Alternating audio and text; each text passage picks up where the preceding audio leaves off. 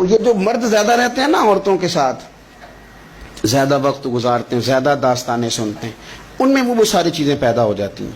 آپ نے ناراض نہیں ہونا، میں دعوے سے کہتا ہوں کہ جو جوان اپنی اماں کے اور ابا کے شکوے کرنے لگ جاتا ہے نا، اس نے 1.5 گھنٹہ باتیں سنی ہیں بیوی کی، ایسے مفت میں نہیں شکوے کر رہا، اس نے ہلکا ہلکا کہیں جی بھی کیا ہے، تو تب یہ ساری کہانیوں نے جنم لیا۔ آپ جس کی صحبت میں بیٹھیں گے اس کا کچھ نہ کچھ اثر ہے، بلکہ عارف رومی تو کہتے ہیں کہ شیر کے بچے کو بکریوں میں چھوڑ دو، بکری بن جائے گا۔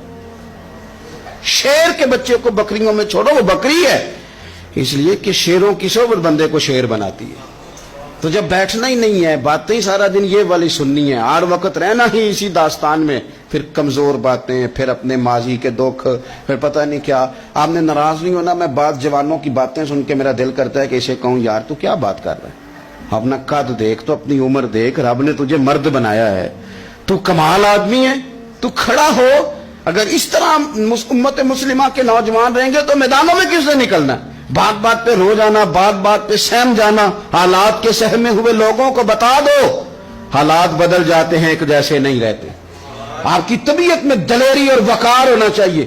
حضرت اسماء بنت ابی بکر صدیق، حضرت صدیق اکبر رضی اللہ تعالی عنہ کی وہ صاحبزادیاں جو حضرت عائشہ کی بڑی ہمشیرہ ہیں، رات کو غار ثور میں مرد جاتے ڈرتے ہیں، آج بھی ڈرتے ہیں، اور جناب اسماء نبی پاک کی روٹی لے کے جایا کرتی تھی۔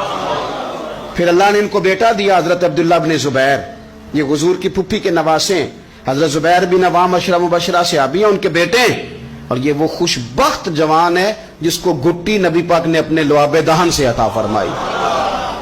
یزیدی فوجوں کے خلاف امام حسین کے بعد جو آدمی باقاعدہ مرتب فوج کے ساتھ میدان میں آئے وہ حضرت عبداللہ ابن زبیر ہیں، مرتب کر کے اپنا لشکر لے کے نکلے۔ حضرت اسماء بوڑھی ہو گئی تھی، 90 سال عمر تھی، نظر نہیں آتا تھا۔ حضرت عبداللہ ابن زبیر جب لڑے یزیدی فوجوں کے خلاف تو کچھ ساتھی شہید ہو گئے، کچھ کے قدم پیچھے ہٹ گئے۔ حضرت عبداللہ ابن زبیر ماں کے پاس آئے اور ماں سے آ کے کہتے ہیں اماں میرے کچھ ساتھی کمزور پڑ گئے، کچھ شہید ہو گئے، اور یہ بڑے سخت لوگوں کی فوج سے ہمارا مقابلہ ہے، تو اس وقت تیرے ساتھ کوئی خدمت گزار نہیں، میں تیرا اکیلا سہارا ہوں، ماں تو بتا میں کیا کروں، آگے جاؤں کہ واپس مڑوں؟ نابینا ہیں حضرت اسماء، عمر ہے 90 سال، بیٹے کی پشت پہ ہاتھ رکھ کے کہتی ہیں پتر پہلے یہ بتا کہ تو حق پہ ہے کہ نہیں، تو حق پہ ہے کہ نہیں؟ ان ماں کی گود میں اسلام پلا کرتا تھا، حق پہ ہے کہ نہیں؟ تو حضرت عبداللہ ابن زبیر کہنے لگے اماں میں حق میں ہوں۔ تو حضرت اسماء کہنے لگی پتر پھر میدان میں جا، اور میرا پتر ایک میرے ساتھ وعدہ کر، کوئی بھی تیر پشت پہ نہ کھانا، سارے سینے پہ کھا کے آنا۔ حضرت عبداللہ ابن زبیر عرض کرنے لگے اماں یہ بڑے ظالم قسم کے دشمن ہیں، یہ آنکھیں نکال دیتے ہیں، ہونٹ کاٹ دیتے ہیں، جسم کے ٹکڑے ٹکڑے کرتے، تو سہ لے گی؟ کیا جواب ہے، کیا طاقت ہے، کیا ہمت ہے۔ حضرت اسماء فرمانے لگی پتر بکرے کو نہ صرف ذبح ہوتے وقت تکلیف ہوتی ہے، کھال اترتے وقت کوئی تکلیف نہیں ہوتی، جا میرا بیٹا میدان میں۔ حضرت عبداللہ ابن زبیر شہید کر دیے گئے، ان کی لاش مبارک مکہ مکرمہ کے چوک میں جنت المعلہ کے پاس لٹکا دی گئی۔ حجاج بن یوسف نے حضرت اسماء کو بلایا اور بلا کے کہنے لگا تجھے پتہ ہے تیرا بیٹا لٹکا ہوا ہے؟